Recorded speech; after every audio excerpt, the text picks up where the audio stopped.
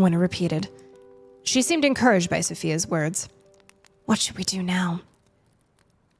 Sophia took a breath. I don't know.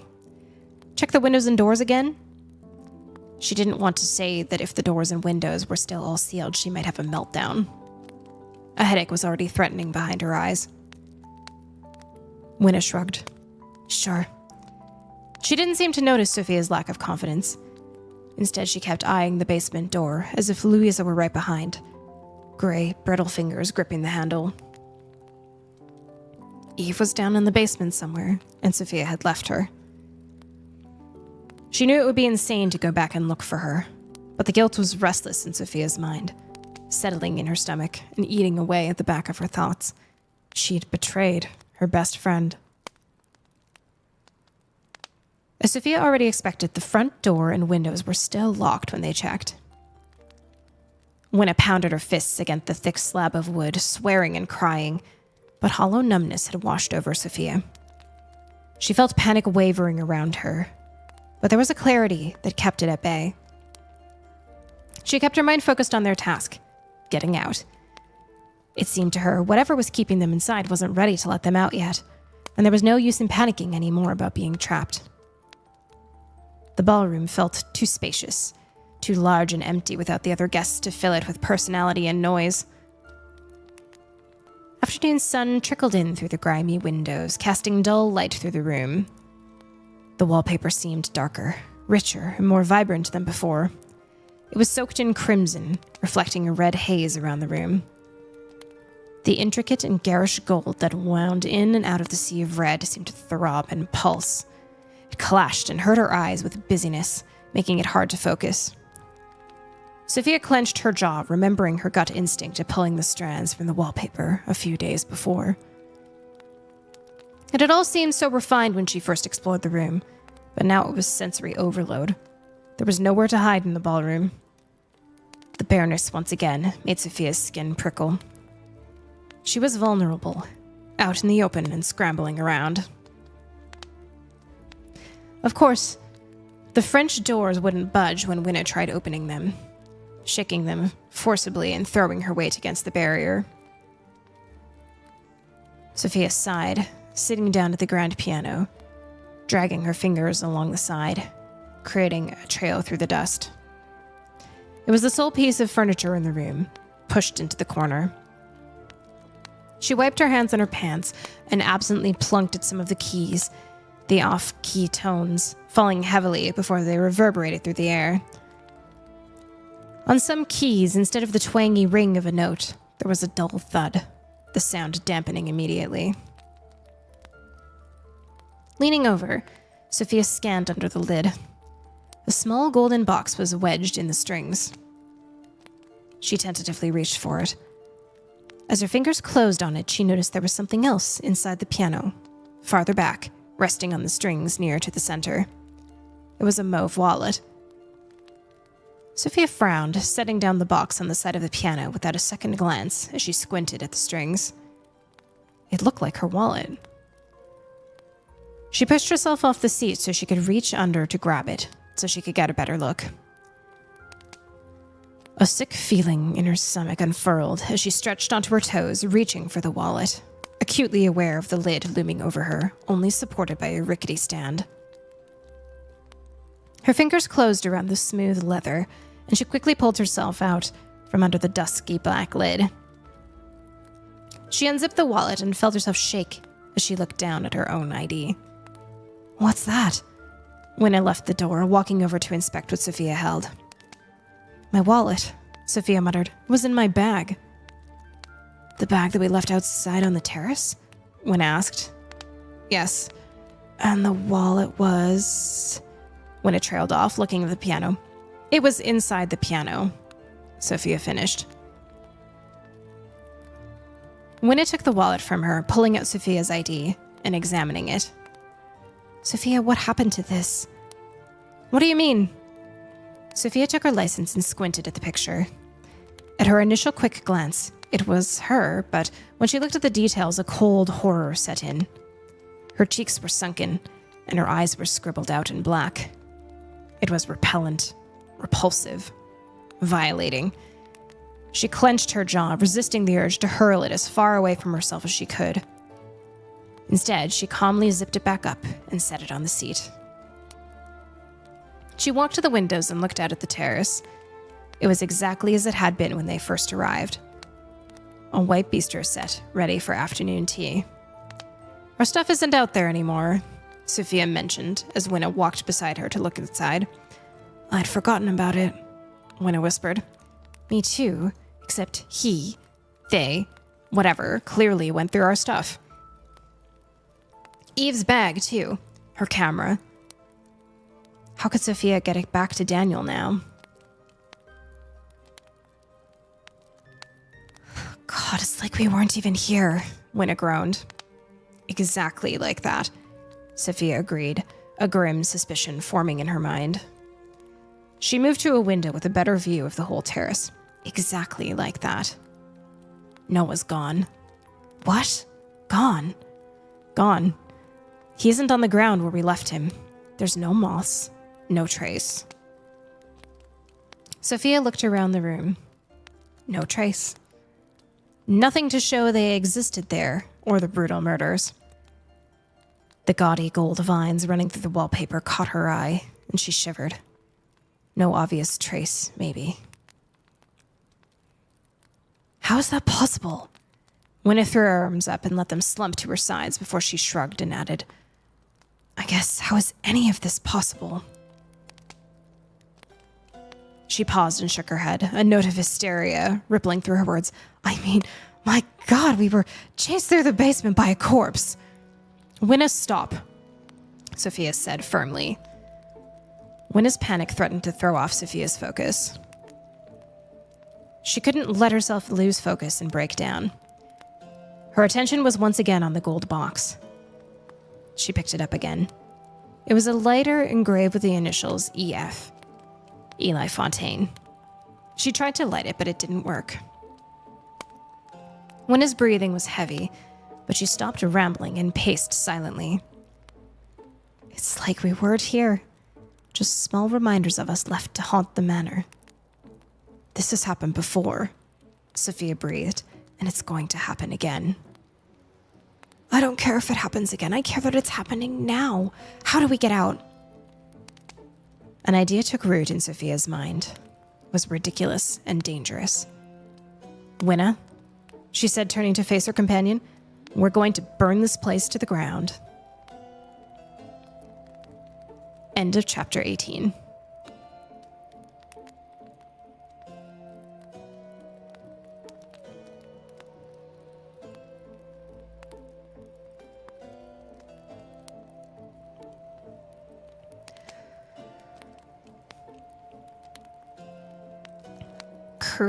Creepy indeed. Not great that our trio is down to 2, as they say. We have lost Eve yet again. And there appears to be some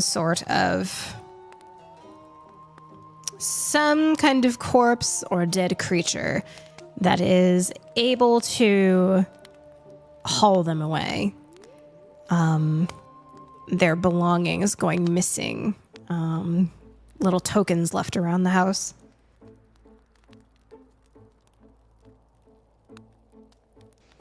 But how do we feel about the strategy of burning down the house? You know, burning down the house.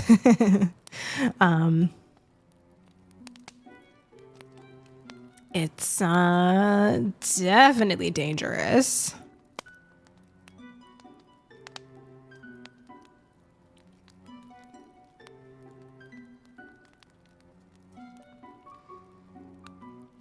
We'll probably hop on into another chapter pretty quick here, just because it's a little bit of a short one. I think we can probably get to it, like, before our Stream Raiders battle is up. Pretty close to it.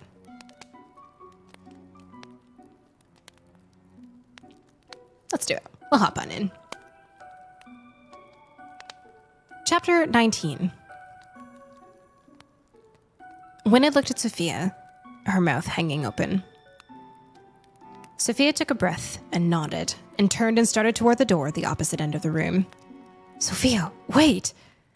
Winna called, hustling after her. Sophia, that's insane. We can't do that. We'll burn with it. Sophia continued walking, resolute on the idea now that she'd said it aloud. We might, but if we're trapped in here, we're dying anyway. We're already dead. Sophia, we can't. This is crazy, Winna exclaimed. In moments, she was beside Sophia, matching her pace. She huffed, Where are you going? To the library, Sophia answered. Sophia, I don't want to be buried alive. Winna's voice was stern as she tried to reason with Sophia. Neither do I. I haven't lost it, Winna, Sophia explained. We can't get out of any windows or doors. We're sealed in here. Exactly. So, Sophia interrupted, elongating the O before continuing. So, we start a fire, and when the walls become unstable enough, we bust out. And we ensure that no one else will have to go through this. Okay, but what if that doesn't happen? What if we just trap ourselves in a burning building? Winna insisted. We might. Sophia stopped for a moment and turned to look at Winna. Honestly, I don't know, Winna. This is all I've got. The doors and windows are sealed, and there's no other way I can think of to get out. Who knows if we'll even be able to get a fire going. We can check the library for other information that could help us. But I figure the books will light up the quickest. That's our next best bet. I don't want to sit in this place just waiting for the grinning man to come get me. I'd rather burn. Sophia took a breath before adding softly, And if Eve is alive downstairs, maybe it will be a distraction and she can get out. Winna grumbled beside her, but stopped arguing. There was no sound as Sophia and Winna padded down the hallway past the dining room. It was as if everything had been muted, leaving Sophia to focus on her thoughts. Burning alive would be horrendous, and that was a real possibility. Was this a stupid decision? Was the house making her think it was her call, when really she was setting a trap for herself? But they were already trapped. There was no way out. She couldn't think of anything better, and Winna was jumping at her own shadow, so no help there. A prickling at the back of her neck had Sophia clenching her hands into fist. Was there someone behind her, or was it all in her mind? Don't look, her mind insisted. Whatever it was, she didn't want to know. What if it's coming to get you? Another niggling voice told her. The prickling had spread down the back of her arms, between her shoulder blades. Every horror movie Eve had made her sit through ran through Sophia's mind. What decisions could she make to avoid being the damsel in distress? It had seemed so easy from the safety of her couch. The persistent tingle, Sophia imagined contorted humanoids skittering along the walls, shadowy figures with bony arms outstretched, reaching for her, straining to stroke her hair, devouring and hungry. Right behind her. Don't look. They were almost at the end of the hallway, almost at the corner to get to the library. The ache in her shoulder blades was all she could focus on. Winna seemed oblivious, silently keeping pace with her. They were almost at the library. Sophia cast a glance over her shoulder as they rounded the corner. At the far end of the hallway, a crouching shadow slinked out of sight toward the sitting room. Sophia's face flushed and her stomach dropped. She rushed ahead of Winna the last few feet to the library door. She threw the door open and the two women hustled inside. Winna locked the door behind them, moving out of the way of Sophia, who was pushing the bulky armchair to block the door. Honestly, said Winna after a moment, I thought the door was going to be locked. Me too, Sophia responded, taking a deep breath and letting it out slowly. A long, agonizing creak from the floorboards outside the door cut through the quiet. Winna and Sophia looked at each other. Winna's eyes were wide with panic, her mouth falling open in a grimace. Sophia rested her hand on the armchair that held the door shut. The chair was heavy and hopefully sturdy enough to keep the door shut. Sophia steeled herself, waiting for the door handle to jiggle. But instead, a long, scratching sound reverberated through the door. It started above her head, dragging down. Once it reached the handle level, it began again at the top. Sophia took a step back. Winna? Her voice came out as a croak, and she cleared her throat before whispering. Winna, it's okay. We're okay. Check to see if there are any books that look easy to burn. I don't think we'll find anything else that can help us. We're okay. She tagged on the last bit more for her sake instead of Winna's. Winna? A voice from the other side of the door spoke, and both women stopped dead. Winna. Sophia locked eyes with Winna. She set her brow and shook her head desperately, whispering at Winna. No. Ignore it. Winna, are you in there? Let me in. A knocking accompanied the voice and a tentative handle jiggle. Hope lit up Winna's face. Harper? No, Winna, it isn't him. Sophia stepped in front of Winna, blocking the door. Winna, stop. Winna had moved forward, trying to get around Sophia. Sophia, move, it's Harper. No, Winna. Sophia took Winna's shoulders, holding her firmly. Winna, you saw him dead. He's dead. We thought Eve was dead too, and then she was in the basement. Winna argued, craning to look over the door at Sophia's shoulder. Eve had disappeared, Winna. You know this is different. Sophia raised her voice to speak over the voice in the hallway. Winna, he's dead. I'm sorry. Sophia, but what if he isn't, and it's a trick? Winna's reasoning was thin, and pain stretched across her features. Winna, don't open the door. It isn't Harper. You know that. Sophia pleaded. Winna grimaced, deflating in Sophia's arms. Winna. The voice was less pleading now. It had a sharp edge that sounded more threatening. Winna, let me in. Ignore it. Find books. Sophia motioned away from the door. Winna, let me in. Harper's voice screamed. Winna. Sophia's jaw hurt and she realized she was clenching it. She took a breath and repeated her instructions again. Winna held a hand over her mouth, sobbing. And all at once the banging stopped, and the voice across the door was calm. Winna, you're next. You're going to die slowly. Alone. Cold. Bloody. Screaming. But it had lost its hold on Harper's voice, like it had forgotten who it was trying to impersonate.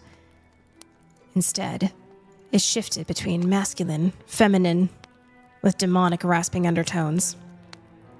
Old voices, shrill and cruel, maybe from past victims. They sounded maniacal, spiteful. Shut up! Sophia screamed, smashing her palm on the door. Shut up! She hit the door along with each word. The other side was silent again. Winna had dropped to the floor, hugging her knees, eyes squeezed shut. Winna, Sophia muttered, but she was rooted to the spot, wanting to comfort Winna, but afraid to leave the door. From the door, Winna took a deep breath, looking up at Sophia and wiping her eyes. It's cruel, you know, using Harper's voice. It is. I'm sorry, Winna. I think whatever it is can't get in, but I'm scared to move. Winna stood up, chest still quivering with little sobs. She whimpered and caught herself, taking another deep breath. And then she said, I'm scared, Sophia. I'm scared too. We'll burn this place down, Sophia responded.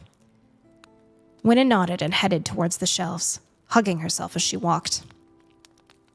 Sophia waited a beat longer, making sure the armchair was secure as the door blockade. These books are old. Winna held up a few, showering the floor with dust.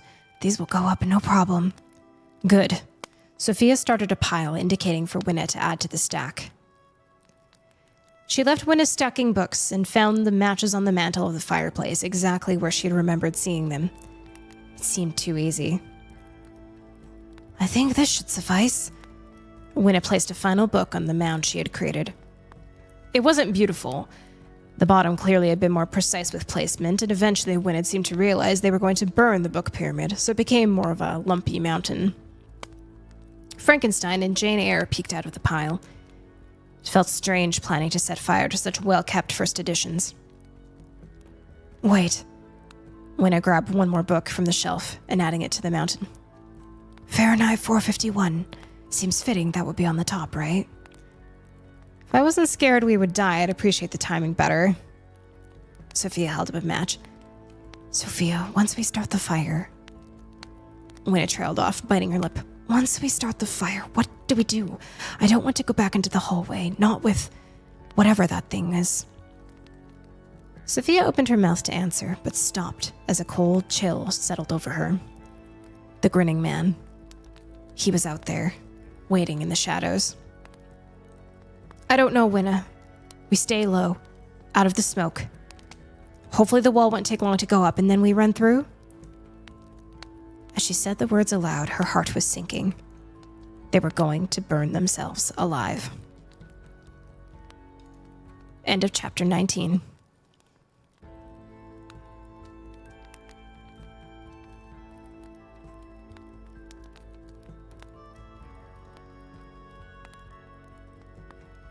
Oh, that's a good tea.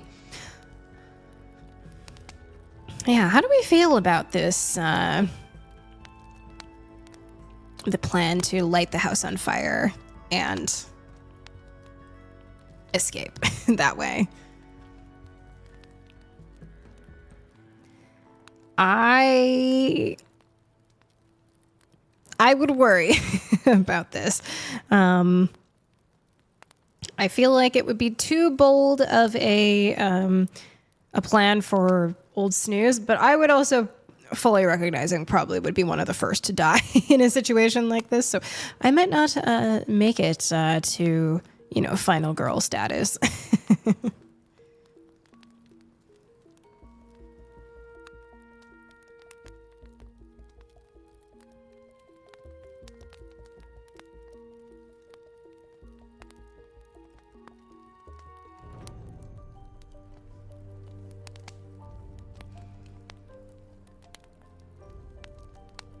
All right. Oh, hey, Fatangle. Welcome, welcome. How are you doing?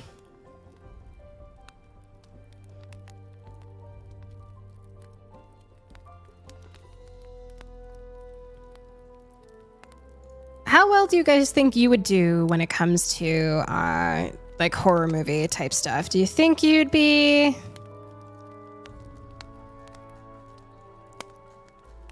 Do you think you'd survive to the end, or do you think you'd be picked off pretty quick? I don't think I'd last very long. Taking a break from all my planning. You're a busy bee, indeed.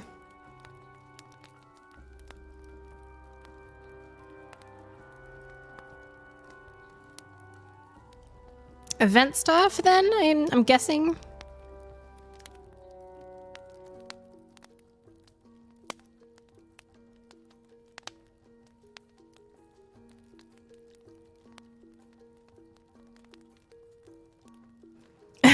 I volunteer to be trooper. Just give me the vial of painless death. That's the thing, is none of the deaths so far have been painless, unfortunately. Depends on the movie. Saw, forget it, I'm dead. Other movies, it wouldn't be like, what's that? Investigate it alone. That's fair. And I think, I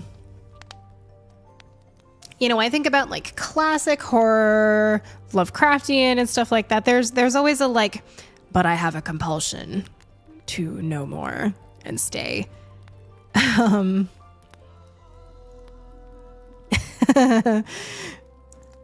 Yeah, nobody wants to play a jigsaw game, huh?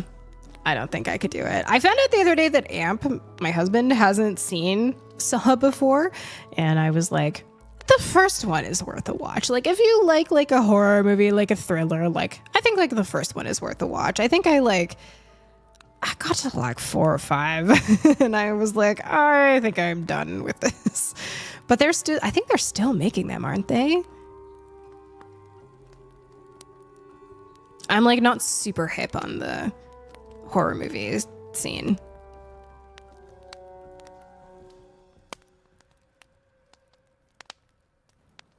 I can deal with not jump scared. The Ring was fun.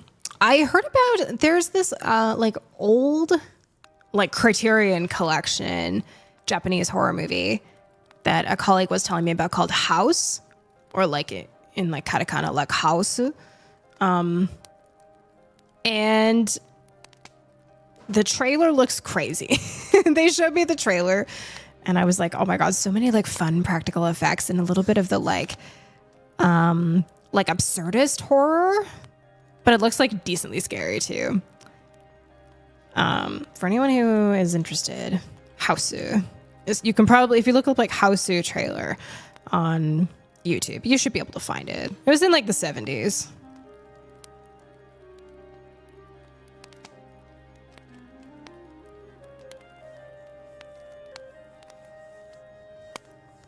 We have Pokemon spawning and shortly here.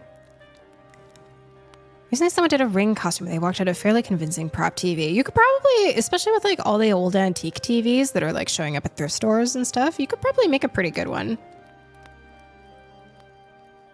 There's a Minfu in chat, you guys. Feel free to pokey catch. I think I'm gonna have another glug of my tea and then we'll see how the plan to burn down the house goes.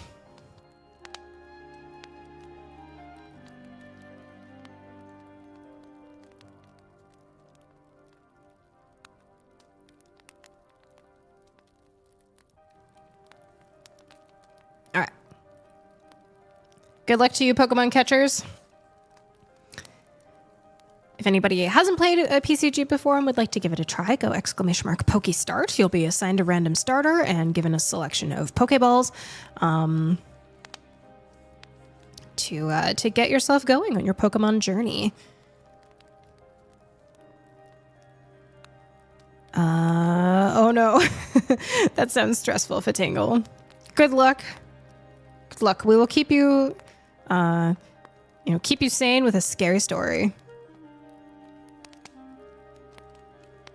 All right. Chapter 20.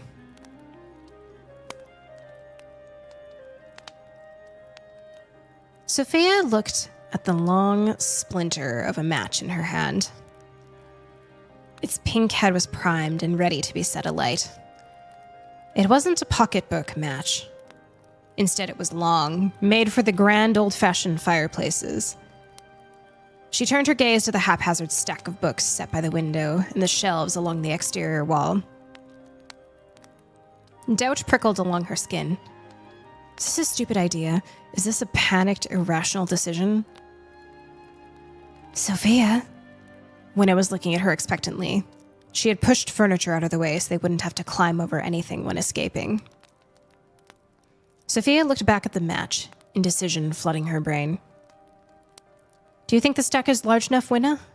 She asked as her eyes trailed back over the shelves. Something strange caught her eye on the shelf 2 away from the window. The third shelf down at eye level was a terrarium. It wasn't large, a bit bigger than a shoebox, blanketed in dust like everything else on the shelf. Spiderwebs clung to the outside, slipping to the inside, filling the space. Whatever used to live in it was long dead and forgotten about. But through the spiderwebs and dust, the bottom few inches of it looked like it was undulating. It wasn't something that would usually draw her attention, but she thought there was a glint of something bronze among the moss at the bottom. Sophia? Winna's sharp tone caught her off guard, drawing Sophia's attention away from the terrarium. Sophia responded, raising her eyebrows at Winna, waiting for her to repeat whatever she had said. Winna took a deep breath, letting it out before answering. I was saying the pile being half a foot higher wouldn't make a difference. We have to plan for once the fire actually starts. Oh, yeah. Sophia wrinkled her nose. Winna, I don't know. I was just going to stay low to be out of the smoke and wait until the wood looks burnt enough if we ran through it would give. Winna once again looked skeptical. God, this sucks, she muttered. Yep, Sophia agreed. She motioned for Winna to back up and crouch beside the books. She took a breath, tightened her grip on the match. She found a book with a canvas binding and swiped the match along it. The head burst to life immediately, and Sophia lowered it to a book at the bottom of the stack.